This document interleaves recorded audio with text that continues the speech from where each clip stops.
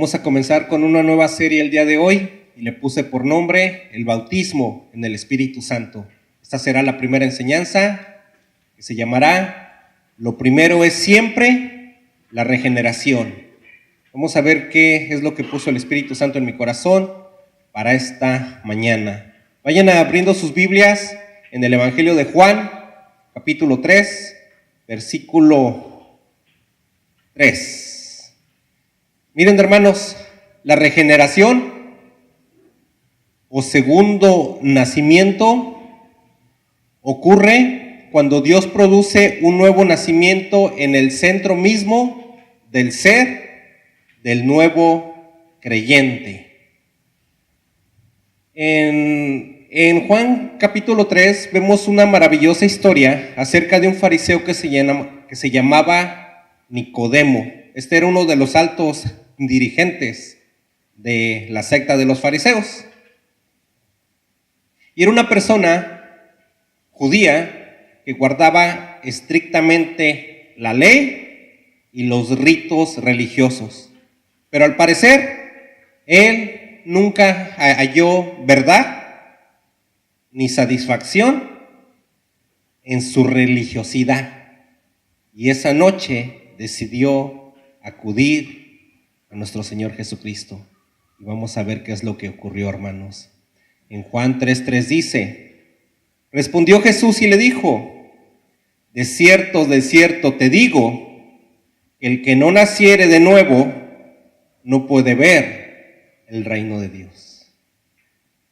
Esta afirmación de Jesucristo, hermanos, debe de haber creado una frustración muy grande en Nicodemo, porque él pensaba que siguiendo la ley, con su religiosidad, con sus ritos, con sus ceremonias, con el esforzarse a sí mismo para ser una mejor persona, podía alcanzar el reino de Dios.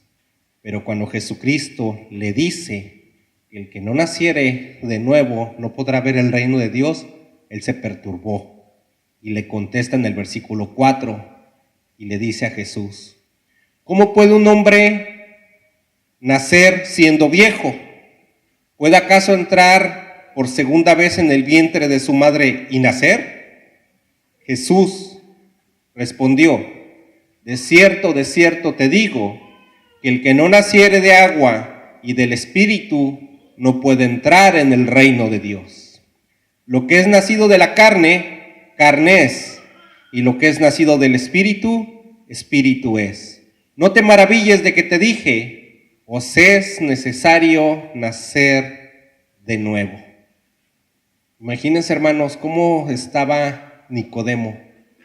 Estaba frustrado porque todas sus verdades que él había aquilatado durante el tiempo que él había sido un fariseo se estaban desmoronando con la declaración que Jesús hacía en ese momento.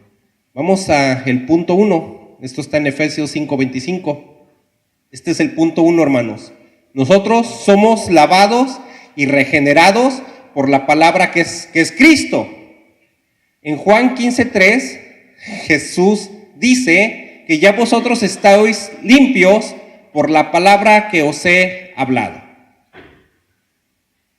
¿Sí se acuerdan que en el Evangelio de Juan, en el capítulo 1, dice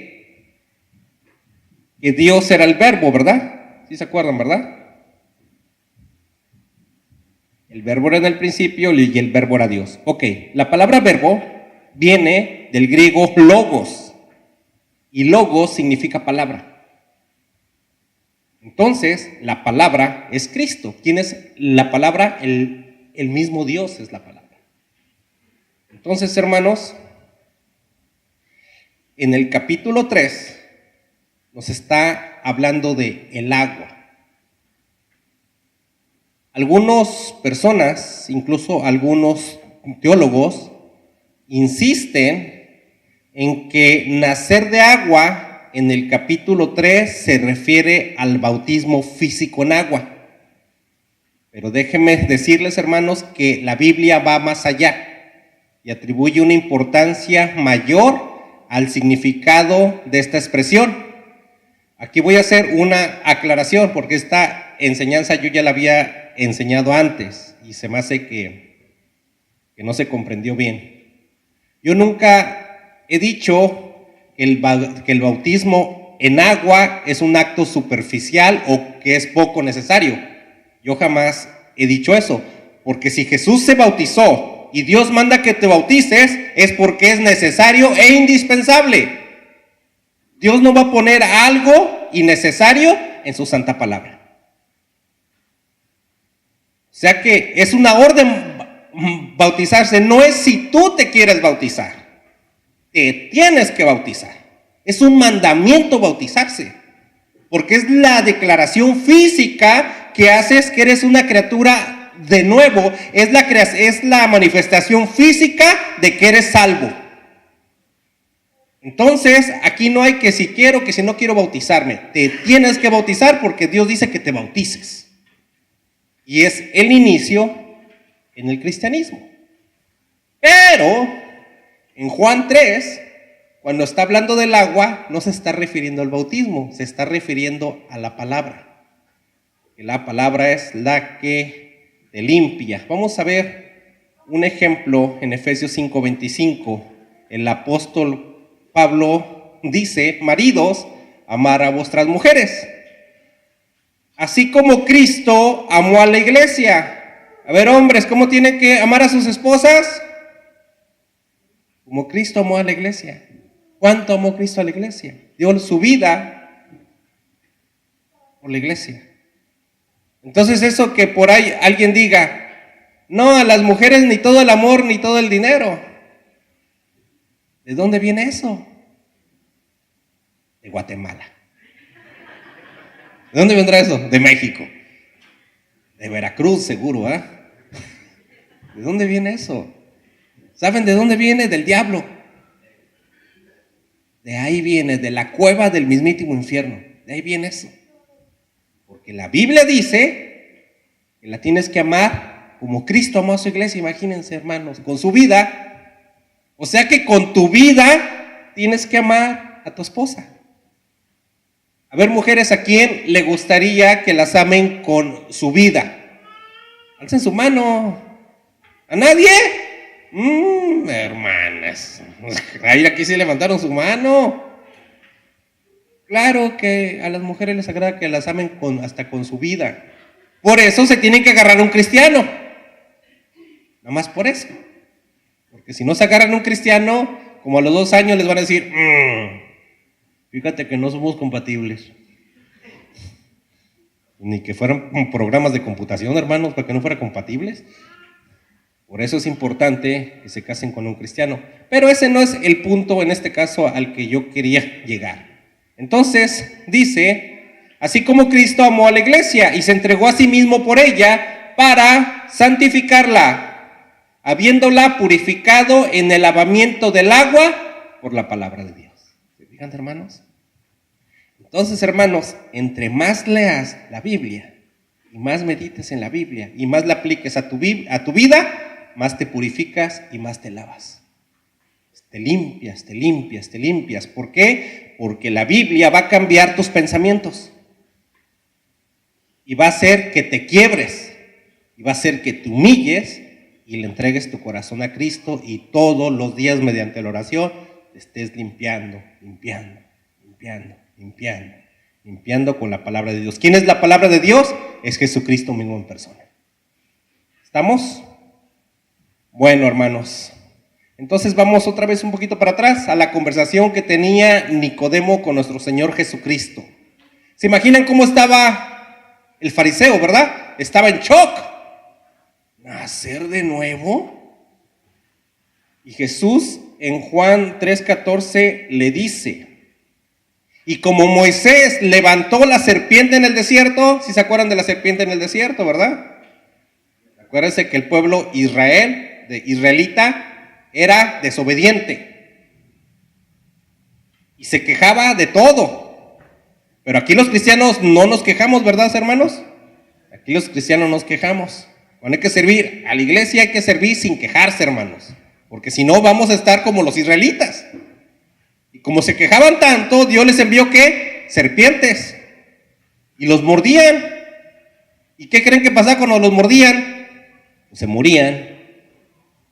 Entonces, refiriéndose a esa historia, Jesucristo aquí estaba hablando de él mismo y está diciendo que como Moisés levantó la serpiente en el desierto, así es necesario que el Hijo del Hombre, o sea Jesucristo, sea levantado para que todo aquel que en él cree no se pierda, mas tenga vida eterna.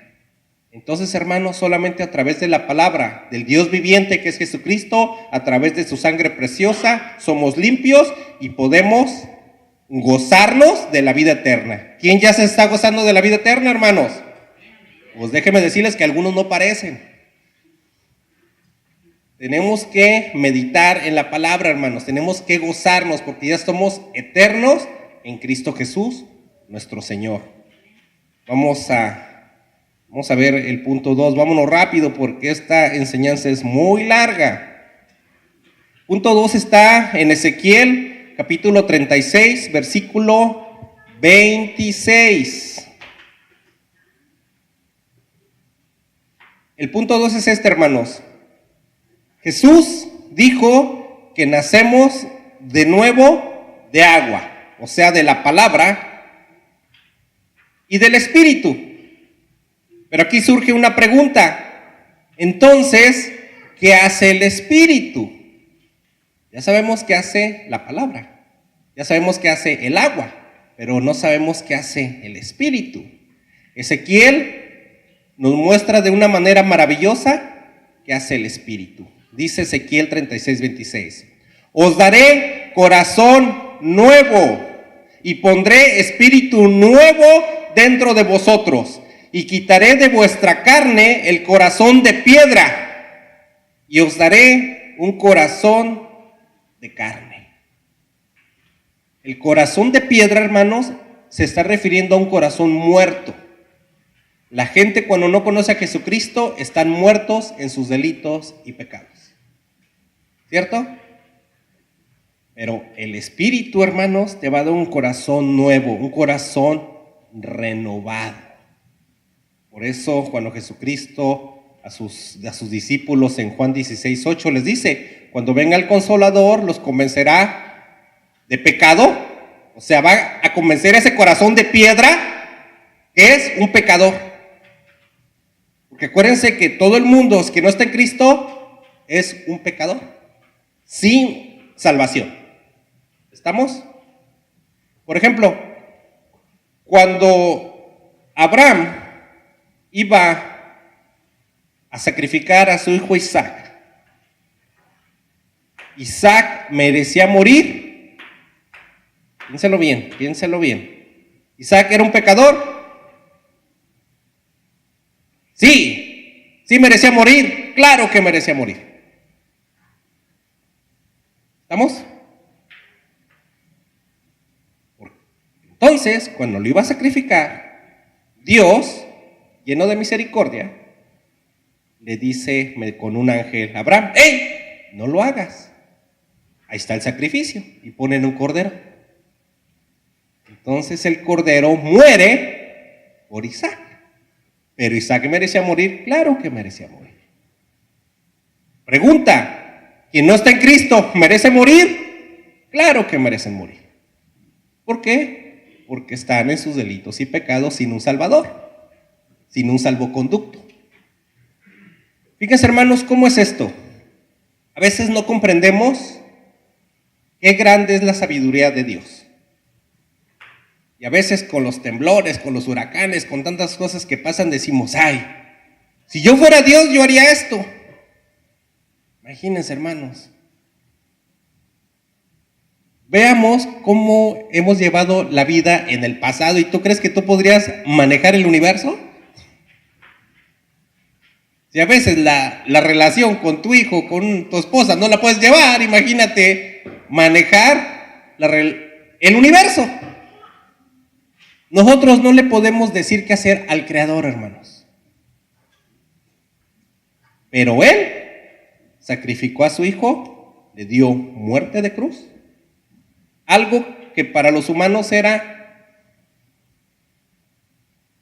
inadmitible. ¿Qué es lo que le decían? Si eres Dios, bájate de la cruz. Si eres el Hijo de Dios, pídele a tu Padre que te ayude.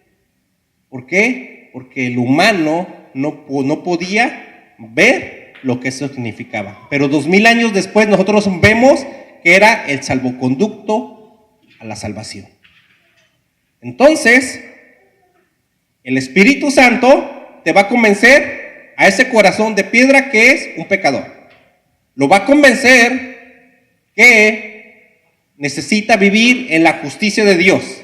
Y lo va a convencer que si no cambia y no se arrepiente, va a haber un juicio y se va a ir con Satanás al lago de fuego. ¿Estamos? Bueno, hermanos. Entonces, solamente el Espíritu Santo puede transformar ese corazón de piedra y convertirlo en uno nuevo. Entonces, vamos a el punto 3. Vámonos rápido porque el punto 3 y el punto 4 son muy largos. Juan 5:24, ahí está el punto 3. Y el punto 3 es este, hermanos. La obra del Espíritu Santo, va un paso más allá de la regeneración, hermanos, que es de la que estamos hablando y es de la que le habló Jesucristo a Nicodemo. Y es de lo que se trata, hermanos, cuando hablamos del bautismo en el Espíritu Santo. De aquí en adelante ya vamos a hablar un poco más del bautismo del Espíritu Santo, pero acuérdense que es una serie de enseñanzas. Ahora nada más vamos a hablar un poquito, como una pequeña introducción, y vamos a entrar más de lleno en el tema en las siguientes enseñanzas. ¿Cuántas van a ser? No sé. La verdad no sé. Les podría decir que 2, que 3, pero a lo mejor son más. No sé. Vamos a ver esto. La experiencia, hermanos, de la regeneración es muy diferente a la experiencia del bautismo en el Espíritu Santo. Ambas pueden tener lugar al mismo tiempo, pero en otros casos pasa un intervalo de tiempo entre las dos experiencias. Juan 5:24 dice: de cierto os digo, el que oye mi palabra y cree al que me envió, tiene vida eterna y no vendrá a condenación, mas ha pasado de muerte a vida. ¿De quién son estas palabras? De Jesucristo. ¿A quién se las dijo? A sus discípulos. Entonces, hermanos, ¿en ese entonces el Espíritu Santo estaba en sus discípulos? No. ¿Sus discípulos eran salvos? Sí. ¿Sus discípulos estaban limpios por la palabra? Sí. Ok. Versículo 25 dice: de cierto os digo, viene la hora, y ahora es, cuando los muertos oirán la voz del Hijo del Hombre, y los que la oyen vivirán. A los muertos se estaba refiriendo a los muertos que no están en Cristo, o sea, las personas del mundo que no están en Cristo. Y hoy en día, hermanos, la palabra es recibida y hace que esa gente se transforme y vuelvan a ser de nuevo por el mismo Consolador. ¿Quién era el Consolador en este entonces de los discípulos? Jesucristo. ¿Quién es el Consolador de ahorita de nosotros? Jesucristo. ¿Mediante qué? Mediante su Santo Espíritu. ¿Estamos? Es el mismo Consolador, pero es el que mandó despuesito. Entonces, Jesucristo era el primer Consolador y el Espíritu Santo es el segundo Consolador. En Hechos capítulo 1, versículo 4 y 5, Jesús les manda a sus discípulos que no se fueran de Jerusalén, si se acuerdan, ¿verdad? Sino que esperaran la promesa del Padre, la cual les dijo: oíste de mí, porque Juan bautizó con agua, pero ustedes serán bautizados con el Espíritu Santo dentro de no muchos días. Hay personas que creen que los discípulos, que los 120 que estaban en Jerusalén ese día, podían recibir el Espíritu Santo. No habían recibido el Espíritu Santo porque aún no era la hora, pero ya eran creyentes. Entonces, por ser creyentes, lo recibieron. Esto lo cree, yo creo que la mayoría de las iglesias. Pero déjenme decirles que hay un error, hermanos. Y es de lo que vamos a hablar más adelantito. El argumento es este. El día del Pentecostés es cuando empieza la iglesia, ¿cierto? Entonces, antes del día del Pentecostés, nadie pudo haber recibido el Espíritu Santo. Pero como ellos ya eran creyentes, ya lo podían recibir exactamente el día del Pentecostés, que es el inicio de la iglesia. ¿Pero qué creen? Hay varios pasajes bíblicos que muestran lo errada de esta teoría. Vamos a Hechos 8, 5, 13. Vamos a leer un pasaje que es extraordinario, hermanos. Hechos 8, 5 dice: entonces Felipe, ¿quién era Felipe? Era un diácono que estaba bautizado en el Espíritu Santo y tenía la plenitud del Espíritu Santo.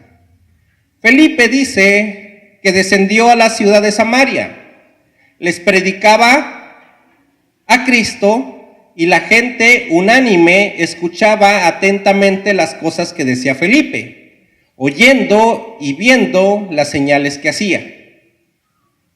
Porque muchos que tenían espíritus inmundos salían estos dando gritos, voces, y muchos paralíticos y cojos eran sanados.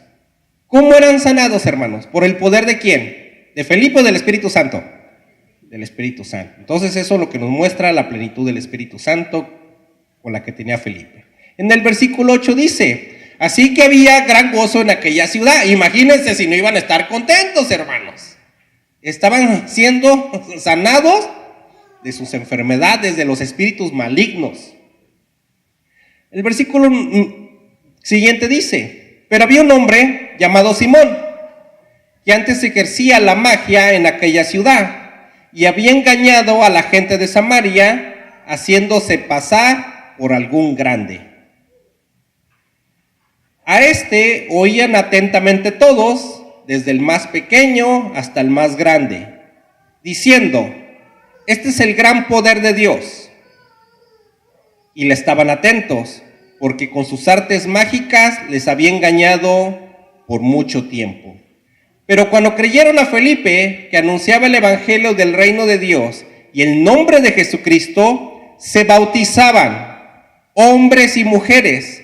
También creyó Simón mismo, y habiéndose bautizado, estaba siempre con Felipe, y viendo las señales y grandes milagros que hacían, estaba atónito. Ok. ¿Creían en Jesucristo esa gente? ¿Ya? Sí. ¿Era salva? Sí. Versículo 14 dice: cuando los apóstoles que estaban en Jerusalén oyeron que Samaria había recibido la palabra de Dios, enviaron allá Pedro y Juan, los cuales, habiendo venido, oraron por ellos para que recibiesen el Espíritu Santo, porque aún no había descendido sobre ninguno de ellos, sino que solamente habían sido bautizados en el nombre de Jesús. Entonces les imponían las manos y recibían el Espíritu Santo. Ok. ¿Cómo recibieron el Espíritu Santo ellos? A base de la imposición de las manos de Pedro y Juan. ¿Cómo recibió Pedro y Juan el Espíritu Santo? ¿A través de imposición de manos? No.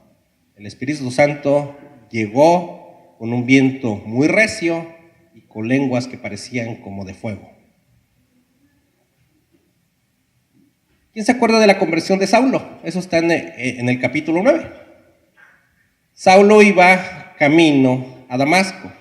¿Qué hacía Saulo? Perseguía a la iglesia y pidió cartas de extradición al sacerdote para ir a meter a la cárcel a los creyentes en Jesucristo. Cuando iba en el camino, vio una luz muy, muy fuerte, muy grande. Y él cae de su caballo y escucha una voz que le dice: Saulo, Saulo, ¿por qué me persigues? Y él dice: ¿quién eres tú, Señor? Y oye que le dice: soy yo, Jesucristo, a quien tú persigues. Imagínense, hermanos, soy yo a Jesús. ¿Qué creen que le pasó a Saulo, hermanos, ese día? quedó ciego. Ahorita de ustedes, ¿quién de nosotros, quién esperaría en este segundo quedar ciego? Nadie, ¿verdad? ¿Sería algo horrible? Sí. A ver, alguien que me diga que no. Ha de ser espantoso quedar ciego. Mejor quedar sin pelo. No, pero quedar ciego, hermanos, ha de ser horrible. Imagínense, Saulo cómo estaba. Estaba espantadísimo, estaba aterrado. Yo pienso que estaba temblando. Y se lo llevaron de la mano hasta Damasco. Entonces, Dios le habla a un creyente que se llamaba Ananías y le dice que le impusiera las manos a Pablo para que pudiera recobrar la vista y pudiera ver y recibir el Espíritu Santo. Ok. Cuando Juan y Pedro recibieron al Espíritu Santo, ¿hablaron en lenguas? Sí. Cuando Pablo recibió el Espíritu Santo, ¿habló en lenguas? No. Empezamos a entrar un poquito más, ¿eh? Ok. Eso ahora no lo vamos a ver, lo vamos a ver después. Pero nada más es para que nos pongamos a meditar un poquito. Mira, hermanos, una cosa es creer y nacer de nuevo, y otra, claramente distinta, es ser bautizados en el Espíritu Santo. Pablo, en uno de sus viajes, va a la iglesia de Efeso. Eso está en Hechos 19:2. Y cuando llega a la iglesia de Efeso, él ya sabía que había un predicador muy poderoso en palabra que era Apolos, y él había fundado la iglesia de Efeso. Cuando Pablo llega a Efeso, ve a un puñado de creyentes, los vio débiles. ¿Quién ha oído a un creyente que dice, yo no puedo hacer eso cuando se trata de servir a la iglesia? Ah, no, es que eso es muy difícil, yo no voy a poder. No, eso es mucho para mí. No, es que yo no pasé esto. No, es que yo soy de un ranchito muy chiquito en la punta del cerro. Pedro, ¿qué era? ¿Un universitario de Harvard? ¿O qué era Pedro? Era un pescador, hermano. Era una persona sin letras. Él bien pudo haber dicho, no, yo soy, a mí me bajaron de la punta del cerro tamborazos. Él pudo haber dicho eso, ¿eh? Yo nada más sé pescar. Y Pedro fue el que predicó a Jesucristo el día del Pentecostés y se convirtieron 3,000. ¿Se imaginan a Pedro decir, no, yo cómo voy a hablar si yo no pasé esto? No, yo cómo voy a hablar si yo soy retarugo? No, yo cómo voy a hablar si yo me bajaron del cerro tamborazos? Pues si a mí me dicen, chon, ¿cómo voy a hablar yo? ¿Por qué pudo hacerlo Pedro? Porque Pedro recibió la plenitud del Espíritu Santo y el bautismo del Espíritu Santo. Ya no hablaba él, hablaba el Espíritu Santo por él, hermanos. Felipe, ¿quién cree que hizo todas las maravillas y les habló de Jesucristo? ¿Felipe o el Espíritu Santo? El Espíritu Santo. ¿Quién cree que sacó los demonios? ¿Felipe o el Espíritu Santo? El Espíritu Santo. Si a mí ahorita me dicen, ve y saca a un demonio y no me siento que tengo el Espíritu Santo, no, hombre, ñañita, no voy. ¿Usted cree? ¿Voy a salir yo bien como el exorcista y también yo? No. Pero si sientes que tienes la plenitud del Espíritu Santo, ¿dónde está? Vámonos. vámonos, porque tengo la plenitud del Espíritu Santo. Yo no lo voy a hacer, lo va a hacer el Espíritu Santo por mí. ¿Estamos? Entonces, estos hombres tenían el Espíritu Santo, pero los creyentes de Efeso, no, pues los creyentes de Efeso estaban todos aplastados y todos asustados. Por eso es que en Hechos 19:2, el apóstol Pablo se atreve a preguntarles: ¿recibiste el Espíritu Santo cuando creíste? ¿Por qué creen que les preguntó? Porque los veía todos apachurrados. Decían, no, hombre, estos de plenitud no tienen nada, están todos asustados, como Chano y Chona en una esquinita así. Estaban todos espantados. Y ellos le contestan, ni siquiera hemos oído si hay Espíritu Santo. Pablo sabía que si ellos hubieran tenido el Espíritu Santo, no habrían estado en un estado de debilidad y de impotencia. Miren, hermanos, si los cristianos recibiéramos siempre la plenitud del Espíritu Santo en el momento en que creemos, los miembros de Efesios no hubieran estado en esa condición, porque ya eran creyentes, ya eran una iglesia, pero estaban en esa condición. ¿Qué es lo que pasó aquí? Pablo, a través de su ministerio, hace que ellos reciban la plenitud del Espíritu Santo. Y déjenme decirles que en poco tiempo la iglesia de Efeso se convirtió en una gran iglesia que fue el artífice de la evangelización de Asia. ¿Por qué? Porque recibieron el bautismo del Espíritu Santo, recibieron la plenitud del Espíritu Santo. Miren, hermanos, hoy en día hay iglesias débiles, hay iglesias muy débiles. El ejemplo, bueno, yo siempre pongo muchos ejemplos de eso, pero algo que nos tocó ver a todos. Hace un par de semanas quisimos hacer una evangelización aquí afuera de la iglesia, ¿se acuerdan? Pero desgraciadamente no había hispanos.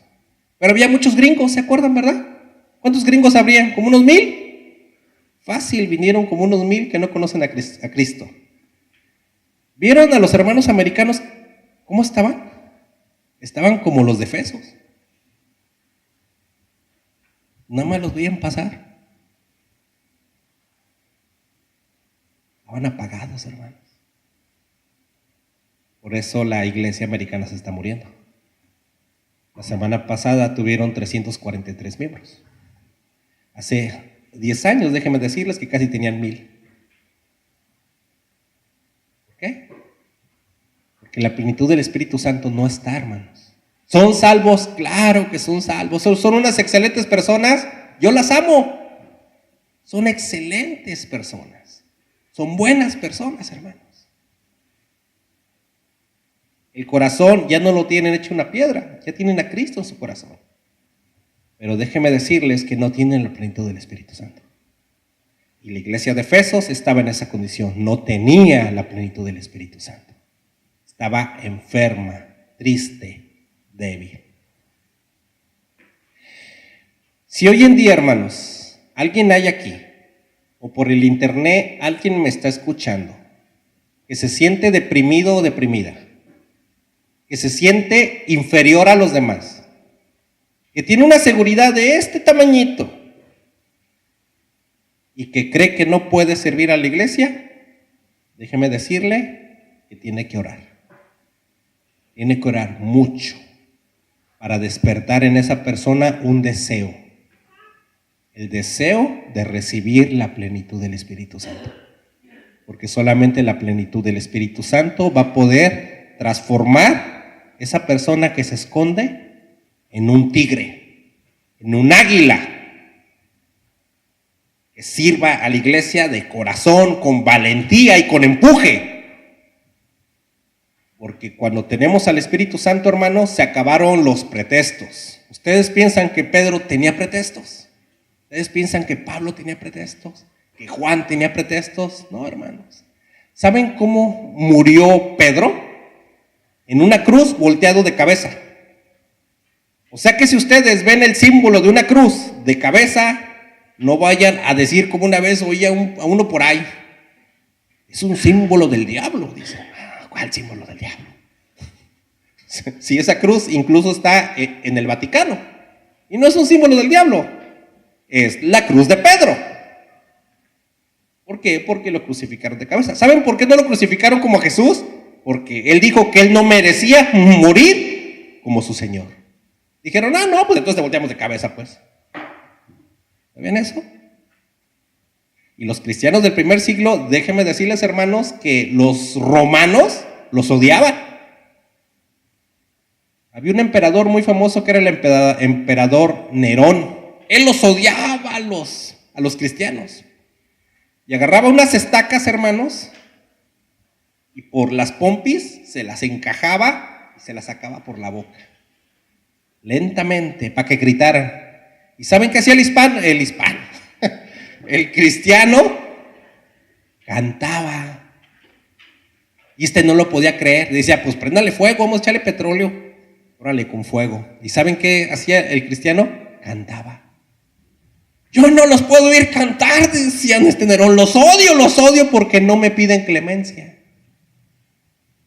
¿Por qué no, hermanos? Porque tienen al Espíritu Santo en su corazón. Los cristianos del primer siglo, hay escritos que atestiguan, que decían que una persona que no tiene la plenitud del Espíritu Santo no puede servir a la iglesia. Entonces, hermanos, el Espíritu Santo quiere estar en plenitud en ti. Vamos a diferenciar esto. Tenemos al Espíritu Santo, sí, pero no la plenitud, hermanos. Muchos ya la tienen, yo lo sé. Muchos ya la tienen, pero otros no la tienen.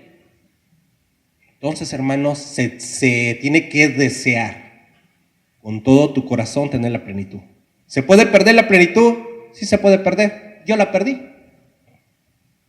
Yo cuando comencé, hermanos, no, hombre, yo me aventaba a predicar y veía enemigos por todos lados, me boicoteaban, no, hombre, me hacían unas que, ¿para qué les cuento? Y a mi familia también, duras. Y no nos rendíamos, órale, para adelante y para adelante. Y de obstáculos, miles de obstáculos que me impedían predicar. Pero no nos importaba, ni a mi esposa ni a mí. Órale, estamos en Cristo Jesús, estamos en el Espíritu Santo, vamos a darle para adelante. No nos importaba. Pero si tú eres un cristiano que para servir al Señor te la piensas y buscas miles de pretextos para no servir, no tienes la plenitud del Espíritu Santo, hermano. Miren, hermano, no nos importaba cuántos obstáculos había, no nos importaba. Adelante, para adelante. ¿Pero qué creen? Un día se acabaron los obstáculos y vino la calma. Y entré en un estado de confort. Hasta abrí mi oficinita y todo. Con el tiempo pasó eso. ¿Y qué creen? Cuando menos me di cuenta, nada más estaba estudiando y checando la palabra, y checando la palabra, y estudiando, y estudiando, y estudiando. Y cuando me di cuenta, empecé a ver obstáculos.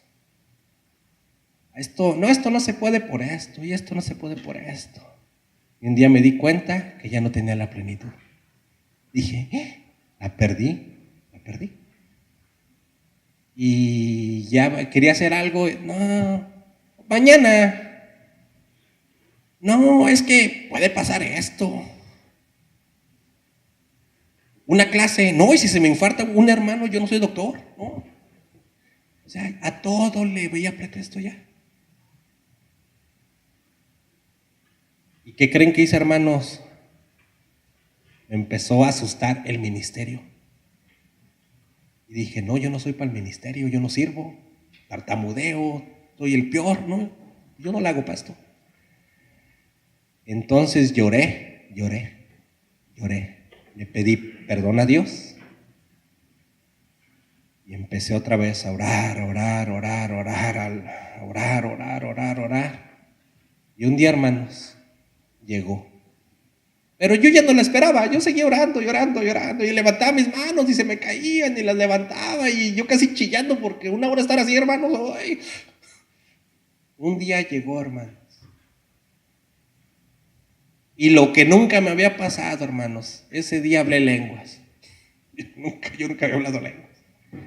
¿Por qué quiso así Dios? Fue una señal. Si tú me dices, ¿tú hablas lenguas? No, yo no hablo lenguas.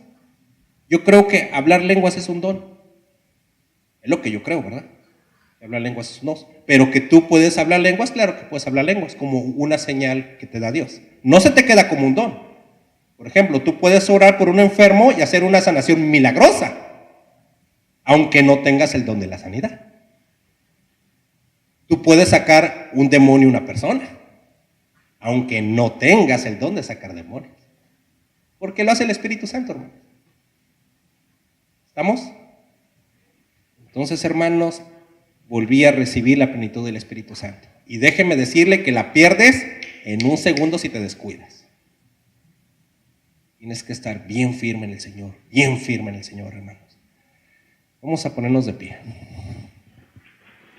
Y vamos a orar para que esta serie del bautismo en el Espíritu Santo siga adelante y nos deje mucha enseñanza en esta primera enseñanza y en las próximas que vendrán. Oremos, hermanos. Padre nuestro, tú que estás en el cielo, tú que eres bueno y santo, Señor, alabado y glorificado seas, Padre celestial, porque solamente tú eres bueno, Señor, solamente eres Espíritu y eres un Dios de amor, Señor, que nos ha dado a su único hijo, que murió en una muerte de cruz por nosotros. Y eso fue un acto de gran amor, Padre Santísimo, que tú nos hayas dado a tu único hijo para que mediante él pudiéramos tener un salvoconducto. A través de la muerte de nuestro Señor Jesucristo, a través de su preciosa sangre y a través de su preciosa palabra, somos salvos. Al creer en él, arrepentirnos, tenemos la salvación, que es un don de Dios, es un milagro grandísimo en donde lavamos nuestros pecados y nos purificamos día a día y somos salvos. Gracias, porque esto solamente se puede hacer a través del Espíritu Santo, que es el que nos quita el corazón de piedra que teníamos antes y nos da un corazón de carne, según tu palabra, Padre Santísimo, y es en donde ya no somos nosotros, sino es Cristo Jesús quien empieza a actuar en nosotros y es el que nos empieza a formar nuestro carácter, a cambiar nuestras conductas. Y podemos vivir maravillosamente disfrutando de nuestra eternidad y nuestra salvación. Pero hay algo más allá que el Espíritu Santo también puede hacer por nosotros. Y eso es tener una plenitud en el Espíritu. Eso es de ser una persona que no se atreve a evangelizar, salir a la calle como un águila, a sus amigos enseñarles cómo se vive con el Espíritu de Cristo. Gritar a los cuatro vientos que el Espíritu Santo es quien gobierna su vida. Enseñar la palabra de Dios y vivir fuerte en el Espíritu Santo, vivir valiente en el Espíritu Santo, vivir lleno en cada acto de su vida, en cada palabra que él dice, y en ese poder del Espíritu Santo. Eso se llama la plenitud del Espíritu Santo y bíblicamente se llama el bautismo del Espíritu Santo. Abramos nuestro corazón y quien ya tenga en este momento la plenitud del Espíritu Santo, abra su corazón y dele gracias a Dios, porque el Espíritu Santo está actuando plenamente en él. Y órele a nuestro Padre para que la plenitud siempre siga en nuestros corazones y siempre seamos esas personas transformadas y fuertes que hablan la palabra de Dios con toda autoridad. Pero si alguno que me está escuchando en el internet o se encuentra en este auditorio sabe que no tiene la plenitud del Espíritu Santo y se siente acobardado en ocasiones, se siente con el semblante opacado, inseguro, lleno de dudas y temores, abra su corazón y pídale a Dios que le quite todo eso que nada más le está estorbando. Y arrepiéntase de todo lo que ha hecho.